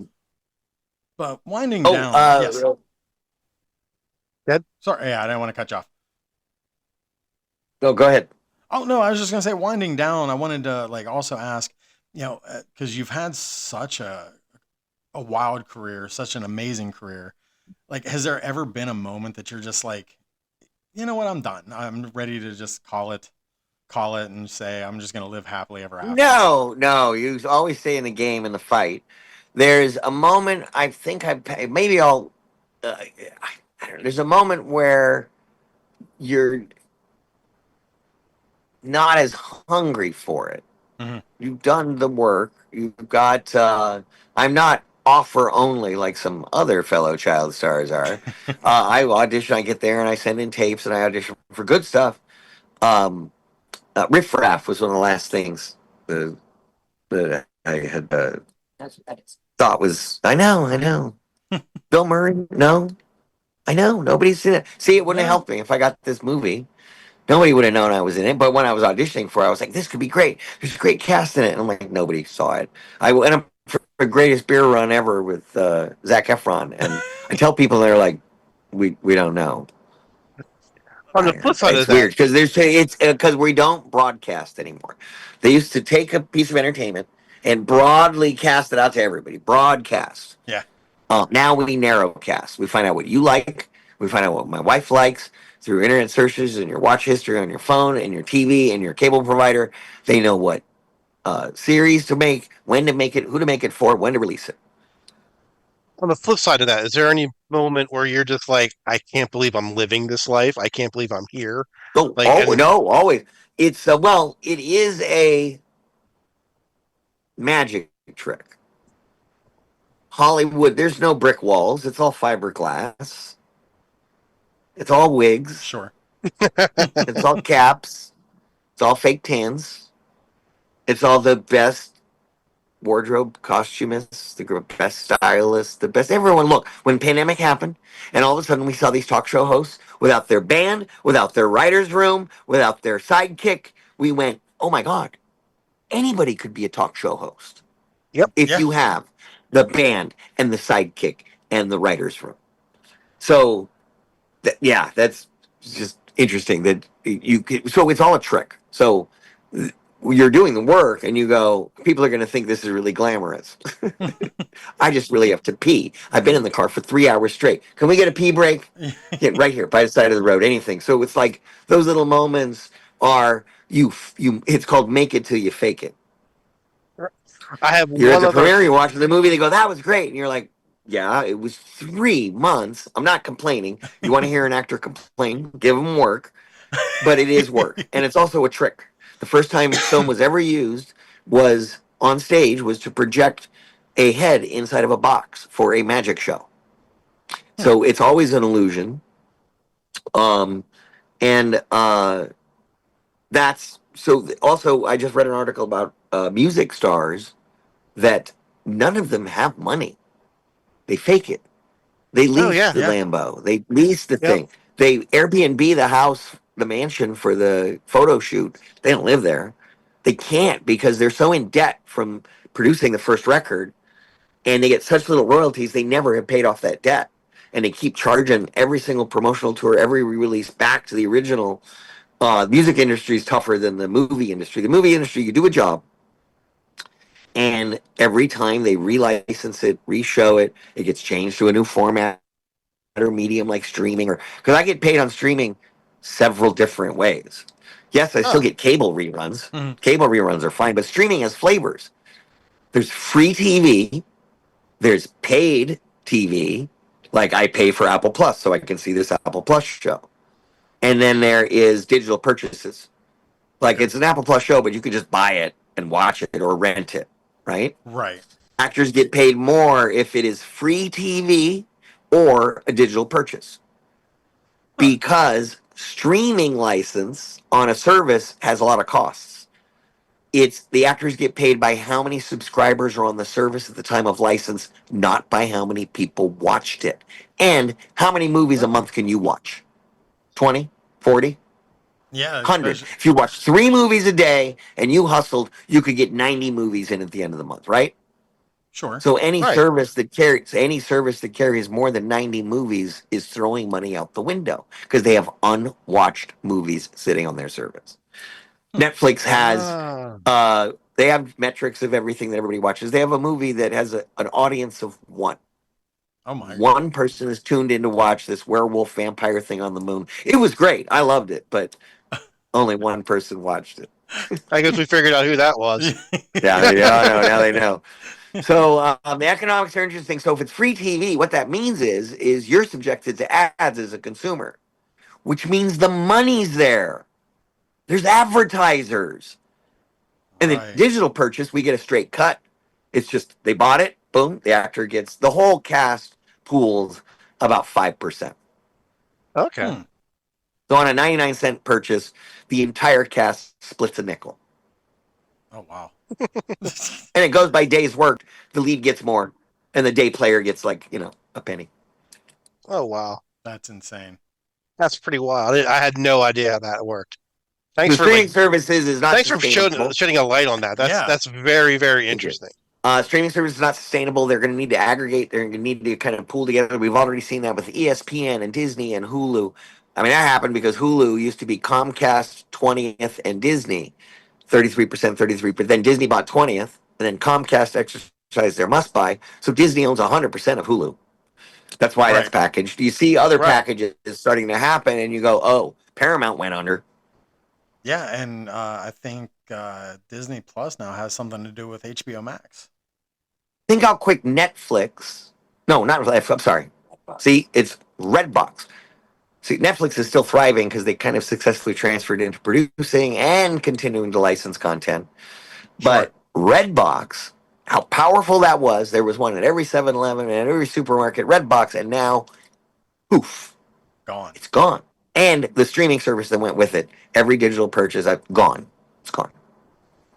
Wow. So, like Crazy. Willow, I can't watch Willow. It's physical 'Cause it's physical pulled. media is It's king. pulled, and it was on Disney Plus, which has really powerful DRM. I can't rip it. Yeah. There's no physical release of Willow, so guess what? It's gone. It's gone. That's insane. That's sad. And at least Yes, our it movies is. have a Blu-ray. I mean, a laser disc, a VHS, Betamax copies of some of these movies. The first VHS was Alien, 1979. The last one was History of Violence, Viggo Mortensen. That is a long arc for a Well, that's a physical medium format. yeah. It's the longest physical medium format ever. Now, wasn't there one of your movies, if I'm not mistaken? It was either Don't Tell Mom or Adventures. Was Wasn't that released first on DVD Yes. before VHS. It was Don't Tell Mom, which had a $1 million release for home video, home DVD. It did. I don't know how much longer the VHS came after it, but they knew the DVDs were hot. They put it on there, bare bones. It maybe had the trailer. That's it.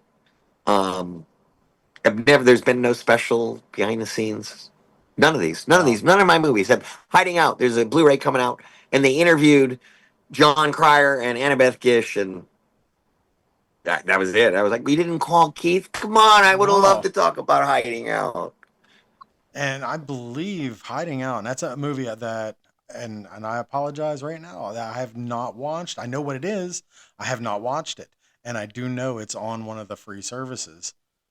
There was a And- series of body switching movies going on at the time, Okay. like Father Like Son, Vice Versa, Vice of course, versa. Freaky Friday. And they Freaky went, well, Friday. John Cryer looks so young, and he's really, maybe they've developed a movie for him. He produced it, but he's not labeled as producer. He found the material, raised the money, put it all together. And they're taking advantage of him being older, stockbroker that now is going back. He's now reverted back to a kid in high school again. It was along those same themes at the time. At least that's how it got greenlit. Yeah. Oh, I remember And, that movie because then what's it called? He went back to high school and he was like a superstar in high school because he had all the members of him He's being cool. He's like, yeah, he's yeah. fighting with the teachers. He's like just cool. He's helping Yeah, like 'cause- the dad of his date with his taxes. It's great. Yeah, I remember that. And meanwhile, that the mob was is a trying really to kill cool him. movie. Meanwhile, the mob is trying to kill him and for passing bad bonds. Right. And he moves in with his cousin back in high school. So that was fun. That was my second movie. Right He after went and the movies. dyed his hair and cut his hair and tried to That's be like cool. Yeah, I remember that movie, you know? Yeah, I'm gonna have to check that one out. I've started reading about it and I was like, oh yeah, I would like to see this. And Now I got to rewatch that. That was a killer movie. yeah, and you're right. There was at that time there was a lot of those body switching movies, and it's so Yep. crazy. We don't get enough of those anymore. um, so Keith, again, like I really appreciate you coming on and doing this. I can't, I honestly cannot thank you enough. Like, honestly, I felt like a lot of this could have been like, remember that one time, like Chris, that Chris Remember Farley that SNL time bit? Remember that you time? worked with Elizabeth Shue? That was cool. Remember that time you were playing with the Red Ryder And that, shotgun and honestly, that's how I am. Because people ask me, they go, "Do you have any funny stories from the set?" And I'm like, every day is a challenge, and you laugh at something silly, and I don't remember them. I don't think there's anything we can all come together. There's little things. Knocking the cameras off. It had hung on. First night of Adventures in Babysitting, and we almost were $250,000 over budget first night for destroying this brand new mm, camera. And it was fine, but they were more careful after that. I'm sure. I had a stuntman die on me for an after school special when I was 12, maybe. Oh wow. Treasure of Alpheus T. Winterborn. Oh wow. I've seen stuntmen get hurt and stuff like on Chips and Knight Rider and stuff like that. Um, Everything went off pretty safe on Toy Soldiers, Adventures of Babysitting. And we're using real helicopters and explosions and stuff. So been lucky there. And also, I'm not, except for being on horseback, which I shouldn't have done. But as a kid, I rode English, Western, and bareback on screen. Oh wow. I would not get on a horse, not for a film. Look at what happened to Sean Young and Christopher Reeves. No, thank you, no. Yeah. Horses, no. And rolling and marker, snap, and the horse throws you off. Nope. Yeah. Horses freak me out. Long faces, metal feet, not into them. I think there was actually a story I remember hearing a while ago. It was about Bill Moseley, and he was in Army of Darkness, and he was riding a horse, but he didn't label it with the SAG or something and he almost got in trouble for it. And they worked it all out, but that's pretty crazy that, by doing your own stunts, so to speak, that's something that they consider is doing your own stunts. Because the stunt performers have joined SAG, Hmm. that is their jurisdiction. However, there is a thing called actor stuntman. So you are a stuntman who can say lines. Hey, your car's ready, sir. And then he gets run over by the car. So you see that all the time with bad guys and henchmen and stuff like that, right? Oh yeah, yeah. There are also actor stuntmen. There are actors that can say, I am Tom Cruise. I have trained for this. I am physically ready. We've rehearsed it. It's a set piece. I'm doing the stunt. Willem Dafoe said, unless it's a stunt, I am in the Green Goblin outfit. Period. They go, most A-listers put the mask on and they go, get my body double. I'll be in the trailer. But Willem Dafoe was like, he was on wires and doing as much as he could. Other actors, me on Downhill Willie, the ski movie, you'd see me like put my boots in the ski, and then I'd go get stunt double. I'm not doing any of this. Because skiing, you get hurt. Oh yeah. It's only a Oh yeah. movie. They come out every Friday. Everybody's got their department. I don't tell hair how to do my hair. They're not going to tell me how to read my lines. And I'm not going to get in the way of the stunt doubles. But you work with them. Like in Speed, Keanu absolutely jumps off the bus onto the flatbed. Yeah. When they escaped the first time for a minute. And that was not approved or something. They're like, no, he's not doing it. He's not doing the stunt. And he did it anyway. They're like, we're right here. We'll just shoot it. Yeah, why not? I actually wanted to be a stuntman so much as a kid. I would jump off buildings, and we'd set up sticks in the sand at the beach. So you step on one side of the stick and it makes it look like a bullet hit. And you set up a bunch of those and go running along and diving around and rode motorcycles and horses and all that good stuff. That's fantastic. Yeah, but no, movies, it can be dangerous. It is, we fake it. That's a trick shot. Those are miniatures. That's green screen. That's poor man's process. You cut back and forth between so many different versions of weird ways of an effect. The audience doesn't really catch it. James Cameron believes that. So does Spielberg. He goes, one's a model, one's rotoscope, one's green screen, one's a physical prop. Yeah. I prefer physical props. I want to see the remake of The Thing, the cut before they obliterated the physical prop with the CGI. Apparently, they shot it with physical props. Oh wow. Oh wow. Yeah. That's and some reason they covered it up with really good. I mean, I love the new thing, but Yeah. I want to see that. I think there's some cut footage or something that they've shown what they look like, and they're pretty good. So Keith, again, just want to wrap this Thanks. up. It's like we're hanging out Yeah, at a no. bar or hey man, let's just talk about movies for a while. Well, no, and then to go what you said, I love movies and I love the TV shows that I was on as a kid. I watched these shows and then I got to be on them, and so yeah, I acknowledge every moment. I love being on set, and that's why I feel really bad for like Will Wheaton. He said he was trafficked and abused and forced to do something that I love to do so much. So I feel terrible for him that it was such, that he didn't enjoy that. Yeah. Ooh. Some kids take to it, some don't. I love they're trying to cast The Exorcist. And because not every kid is good for this business. Okay. Trying to Right. cast they're down to a few girls. They're like, we need to do one last round. Do you understand what's in the script? They're like, yeah, let's do one more round with the girls and just talk to them about it. And they get each girl down. And they finally get to Linda and they go, so you're comfortable with everything in the script? Yeah, I'm okay. Like, you understand all the things and the blood and the masturbating with the crucifix. And she goes, well, doesn't everybody do that? And they go, okay, we got the right girl. She's fucking with them back. That just So you are expected to be pretty adult. You know what you're doing. I don't know if the youngest girl in Monster Squad knew the storyline that was going to happen with her if she was successfully taken by the Yeah, monsters. really. But right, yeah, weird movie. I got to and, talk to Ryan Lambert from the Monster Squad. I am glad though, and I do have rough language in a lot of the movies I did. I got a note from a church. Bless you. A pastor had seen Toy Soldiers. He's like, why do you have to, you took the Lord's name in vain? Because I'm like, Jesus Christ. And I'm like, well, these kids have you been in a hostage situation? You'd probably use pretty extreme language. I just defended it. I defended the peace. Yeah. Not me saying it. I wouldn't say that in real life, but that's a character that I play. You could go write the letter to the writer.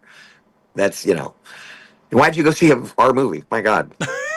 Anyway. Yeah, I like the way you flip it Because around. there's a lot of scenes with boys in their underwear. And now I know why that priest was. No, killed. you are. Sorry, That's the reason why I was there. That's right. That's right. Keith Coogan and his tidy whities.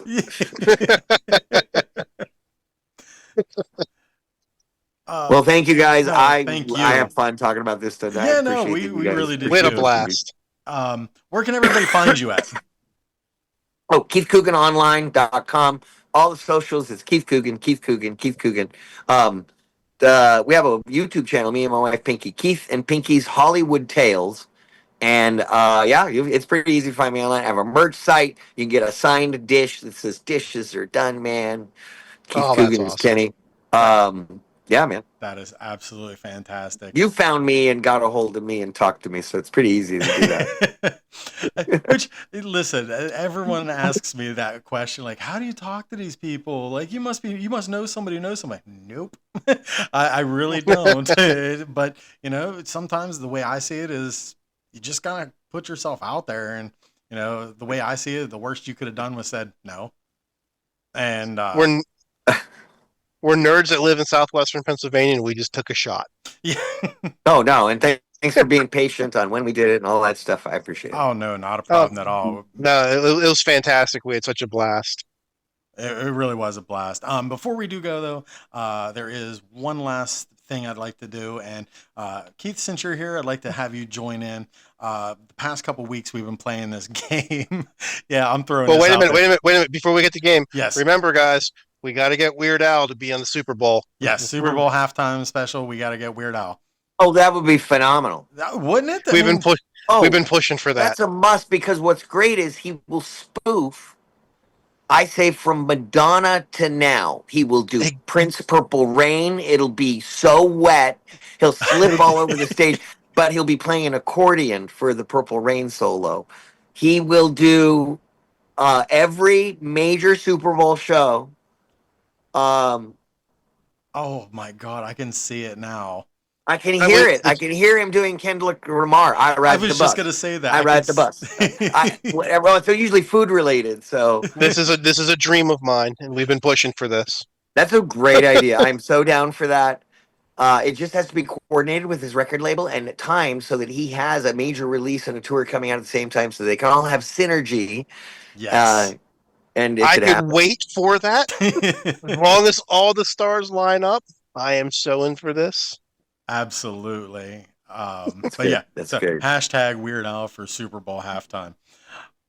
So we have this thing that I started doing, and it just kind of like I get a lot of people actually commenting on the socials about it. So I like the participation. So Keith, since you're here, basically what it is we take 4 movies from our past, and if we're trapped in a bunker and we can only take one with us, what would it be? So this week I'm gonna say Gremlins, Ghostbusters, Don't Tell Mom the Babysitter's Dead, and Flashdance. That one was Oh, kind of like random right there. I mean, I've seen Don't Tell Mom the Babysitters did a bit. It is Flashdance is fine, and it was also produced by Linda Obst, who produced Adventures in Babysitting. Look at this with this 6 degree. Oh, it gets weird. Uh, she also produced Interstellar. Both her and Deborah Hill have passed away. We miss them. They were great producers. Um, so I'm torn between Gremlins Ooh. and Ghostbusters. I love Ghostbusters. I don't have the love for it like people do for Back to the Future or Lord of the Rings. Everybody loves Star Wars and Raiders and Jaws. Yeah. Blade Runner is that's an acquired taste. Mm-hmm. So between Goonies, I mean, what did you say? Gremlins Gremlins, and Ghostbusters. yeah, Ghostbusters. I would go with Gremlins. I know it's weird, No, not at all, because but that's actually what I it was gonna say. It was gonna be a toss up between Don't Tell Mom, and that was just because it's a fresh rewatch, and I just kind of had like it was such a good fun movie to revisit. But Gremlins has always been that like I remember seeing that one in the theaters, um, and just every actor in there just like hits a solid home run, and the story is so fun and charming. It's so good. So yeah, I'm gonna say Gremlins as well. I'm it's stuck supposed to between yeah. I'm stuck between Gremlins and Ghostbusters as well. And man, is that a oh again, man, you're killing me, Smalls. They both have Um, the supernatural. Yeah, However, yeah, um, Ghostbusters is New York City. They're parapsychology.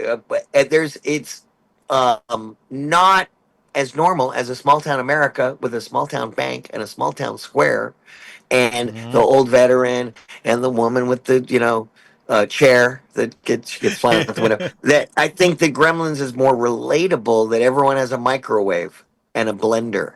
I Everyone and had that Barbie car. There's something everyone's seen Snow White. I So still love the fact that Gremlins, and there's then I love the Gremlins 2. Now, if you could take Gremlins and Gremlins 2 as a double feature, oh then yeah, absolutely 100% Gremlins. I and I can still love see in that. Gremlins too the nod to Back to the Future in that one as well. When they're in the when the dad's calling back and talking to his wife, and he's at the inventors convention, and right behind him is like it says time machine. It flips over to his wife, flips over back to him. There's a guy that's fanning smoke behind it, and the machine's gone, and everyone's all confused. Yeah. Um, Do you but know who gets in the time machine? who's that?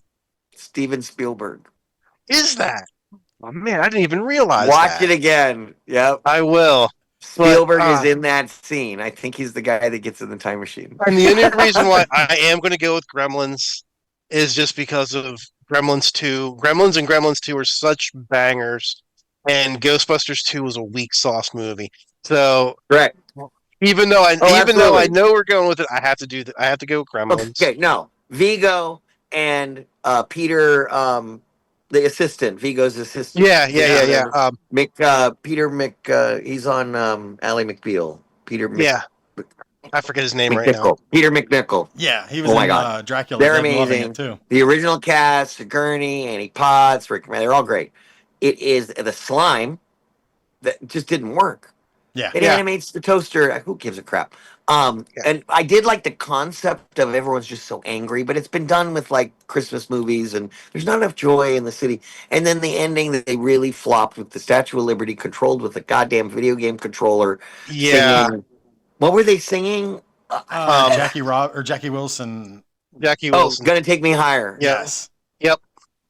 Yeah. And I then went, oh my god! It felt like what is it in South Park where they have George Lucas and Spielberg holding down Harrison Ford and raping Indiana Jones Yeah. because of Crystal Skull. Oh dear God. But that feeling came with Return of the Jedi, and somewhere in Return of the Jedi, I went, oh, it's lost the magic. Yeah. That's Yeah. where my childhood ended, was Return of the Jedi. Well, did you like Afterlife? Ghostbusters Afterlife. The current So I liked Afterlife. Good thing with the Stranger Things kids and the whole deal. Yeah. It was great because it was based on truth. Jason Reitman said that he was 8 when his dad was shooting Ghostbusters, Mhm. and that he visited the set and he got to pick up a proton pack and play with the that's awesome. trap and stuff. And he goes, when he was writing Afterlife, he had a 12-year-old daughter. And he goes, I'll make the lead a 12-year-old girl who discovers her grandpa's ghost trap and proton pack and jumpsuit. And so there's a nugget of truth in there that rings true. It is a good family picture. Yeah, I thought it Carrie was. Coons is in enough projects. Carrie, step back. One freaking movie. Just say no to a franchise. One franchise. Go, you know what? I'm busy. But my God, Gilded Age to King Kong to the. Calm down, Carrie Coons. Yeah, I really did. I enjoyed the Afterlife movie. I thought it was a very well done sequel after so many years, and it almost did the same thing like you were saying about Ghostbusters too. It basically alleviated and took out the second one, and there was no reference to it at all. If you carve the second one out and just go right to that one, I love it. Yeah. And I love when Egon, the ghost of Egon was there, and Peter Venkman looked over and said, "I was waiting for you to come," or whatever. I forget exactly what he says. He's like, and he just he just smiled and nodded at him. I mean, like that just I smiled. Fleshed out a bit more in 2. So I think, and because they kind of introduced Zed later, and they don't really give him his props, they cut him out of the poster. They have his posters, like just the 3 of them. Come on. Yeah. Come on. Yeah. So I like too that he's around more, and I like it throughout the series. He gets promoted to captain, and he's in our Air Force, and so what I like about Frozen Empire is he becomes the head of Ghost Corps, and that I can see them moving forward with 2 groups. One group is the OGs, and Annie Potts and Dan Aykroyd and Bill Murray and the damn jumpsuits getting into classic Ghostbusters trouble, solving the big bad at the end. And then a side group of the Stranger Things kids and Carrie Coons, the new group off getting into trouble and needing rescuing and stuff. But I think that going forward, there could be, just like there are hundreds of 501(c)(3)s that are Ghost Corps with the patches, and they give to Make-A-Wish, and they raise money, and they do benevolent works around the country. That feeling of, family and everything. I really saw good stuff with Frozen Empire, that it continue doing great Ghostbusters stuff. Absolutely. The DNA is there. Thank you, Jason, for bringing us all back to the fold. There's only one problem with Frozen Empire. What's that? It's a little plot point. It's a Nikki thing that I don't like. Okay. At the very beginning, they're chasing a ghost, a spirit, and they are using a little RC car. Okay. As a ghost trap, the RC trap, right? And then the thing flies, and they launch the airborne one, the drone trap. Okay. They knew what entity they were going to see. They knew it was a flying entity. Why did they deploy the ground car RC first? Just to show the audience the toy. Because they knew it was a flying entity. They should have deployed the drone first. Right. That's never. the problem I have with the new Ghostbusters, with the I Frozen. never thought of that. It's nitpicky, but I know you're doing it just to show off the cool toys. Right. For In the sure. end, they were just asking for it in front of the fire station, the new kids, the thing, the crowd, the good feelings. They wrapped it up good. Yes, they did. Well, on that note, everybody, I hope everybody enjoyed this episode with Mr. Keith Coogan. And you can email us at lightscamerapoppod@outlook.com. Lights Camera Pop on Facebook. Instagram is Lights Camera Pop Pod. And there's a website that my daughter actually made, which is super awesome. And it gives you a direct link to the Apple Podcasts, the Amazon Music, iHeartRadio, blah, blah, blah, Spotify. So you. Ooh, I haven't downloaded blah blah blah yet. Oh, Is that a new really, app? oh yeah, it's great. Is that- You'll where love is it. Blah blah blah. blah blah blah.com. But everybody, thank you for everybody for tuning in to get your geek on with us. It's blah blah blah.org for some reason. I don't know, man. That's and on Did you know that means something? There's organization that's supposed to be a nonprofit is Right. org. I am going to get so many net letters is about that supposed now. to be informational. Net is like a library, and com is a commerce site. That's what the com in com stands for. So anything selling something should have a .com. Anything that's communicating something should have a .net, and anything that is tax exempt should have a .org. Very weird. ORG. The more you And know. I like the .xxx. That would be good. Keith Coogan .xxx. All right, guys. Have a good night. Have a good night. Have a appreciate good it. night. Thank And, you so much. We had a great time. Keith, yes, I really, really Absolutely appreciate great. you doing Love- this. It was great talking to you. As well. Take care, guys. Take care. Thank you.